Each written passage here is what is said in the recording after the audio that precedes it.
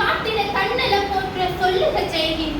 இந்திய தேசம் இது, ரத்தம் சிந்திய தேசம் இது, காந்தி மகான் கொண்ட கண்ணிய பூமி இது. இவ்வார்த்தைகளை கேட்கும் போது உடல் சிலிர்த்து நிறவுகள் புடை தெழுகின்றன. இவ்வார்த்தைகளை வாழ்க்கையாக வாழ்பவர்கள்தான் நம் இந்திய தேசிய ராணுவம். 1947 ஆண்டு பல சுதந்திர போராட்ட வீரர்களின் இரத்த ஓட்டத்தாலும் உயிர் தியாகத்தாலும் கிடைக்கப்பட்ட சுதந்திரத்தை இன்று நாம் சுதந்திரமாய் சுவாசிக்க காரணமாக இருப்பது நம் இந்திய தேசிய ராணுவ வீரர்கள். அக்காலத்தில் ராமனுக்கும் ராவணனுக்கும் இடையே நடந்த ராமாயண போர், கௌரவர்களுக்கும் பாண்டவர்களுக்கும் இடையே நடந்த பாரத போர், மூவேந்தர்களுக்கு இடையே நடந்த பல போர்கள் என அனைத்துமே அப்போரில் கலந்து கொண்ட வீரர்களின் வீரத்தையும் உயிர் தியாகத்தையுமே நமக்கு நினைவூட்டுகிறது.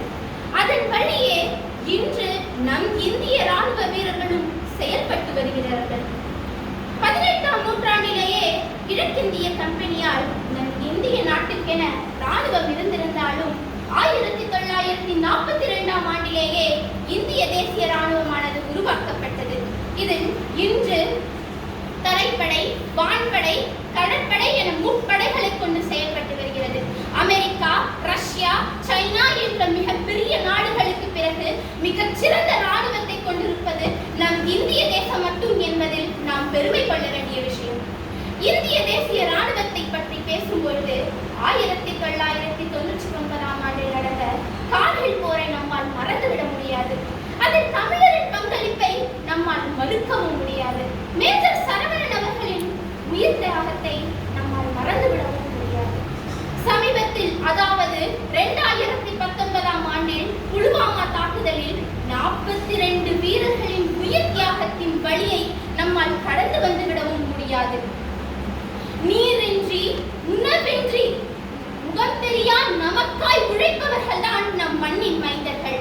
வெயிலையும் மழையையும் குளிரையும் பனியையும் பாராமல் எல்லையில் நின்று உழைப்பவர்கள் தான் நம் எல்லை தேவர்கள், நம் ராணுவ வீரர்கள். உலகில் கடல் மட்டத்திலிருந்து மிக உயர்ந்த, அதாவது 5000 கிலோமீட்டர் மிக உயர்ந்த போர்க்களமான சியாச்சின் கிளேசியஸை தன் வசப்படுத்தி இருக்கிறது நம் இந்திய தேசிய ராணுவம். மிகச்சிறந்த ஏவுகணைகளான அக்னியையும் சூப்பர்சோனிக் ஏவுகணையான பிரம்மோஸ் 2ஐயும் தன் வசப்படுத்தி இருக்கும் நம் இந்திய தேசிய ராணுவத்தை பற்றி நாம் நினைக்கும் போது பெருமை கொள்ள வேண்டிய விஷயமாக இருக்கிறது.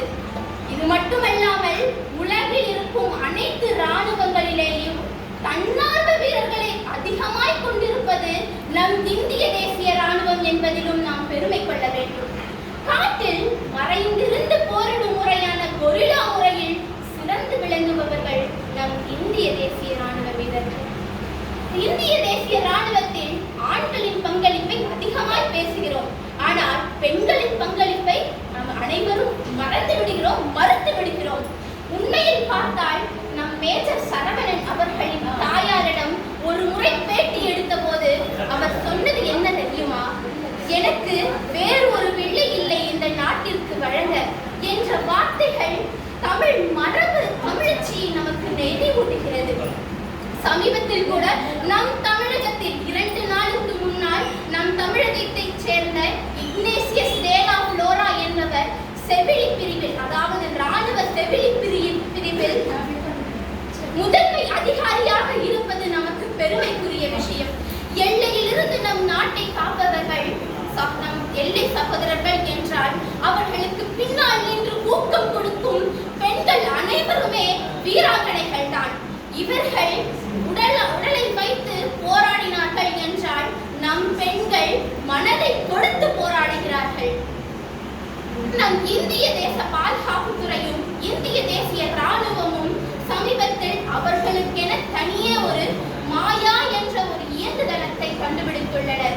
அதை 2023 ஆகஸ்ட் திங்கள் 15ஆம் நாள், அதாவது இன்றிலிருந்து சோதனைக்கு வர இருப்பது நமக்கு மிகவும் பெருமைக்குரிய விஷயம். நாம் அனைவரும் தோள் தட்டி மார்த்தட்டி பெருமைக்குரிய விஷயமாக இருக்கிறது.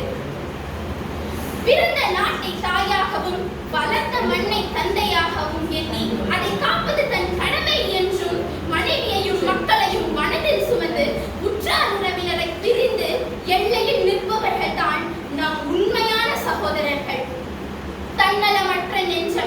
வீரம், தேசபக்தி இவ்வார்த்தைகளுக்கு உயிரூட்டம் கொடுப்பவர்கள், உருவம் தருபவர்கள் நம் இந்திய தேசிய ராணுவ வீரர்கள் என்று சொன்னால் அது மிகையாகாது. தன் இன்னுயிரை நீத்து நம் உயிரை காக்கும் வீரர்களுக்கு நம்மால் என்ன செய்ய முடியும் என்று சிறிது சிந்தித்து பார்ப்போம். உள்நாட்டு ஆணவ போர்களை தவிர்ப்போம். தீண்டாமை என்ற கொடும் போரை ஒழிப்போம். வீர முழக்கம், துடிக்கும் மீசை, நம்பிக்கை நடை, வாகா எல்லை, இது போதுமல்லவா நம் தேசப்பற்றை உணர்த்த? இளைஞர்களே, என் நண்பர்களே, அனைவரும் சிறிது முன்வாருங்கள். நம்மால் வன்முறையை அமைதியை பறக்க முடியவில்லை என்றாலும் பரவாயில்லை. இந்நாட்டில் வன்முறையை பறக்காமல் இருப்போம். எந்த மொழியாக இருந்தாலும் சரி,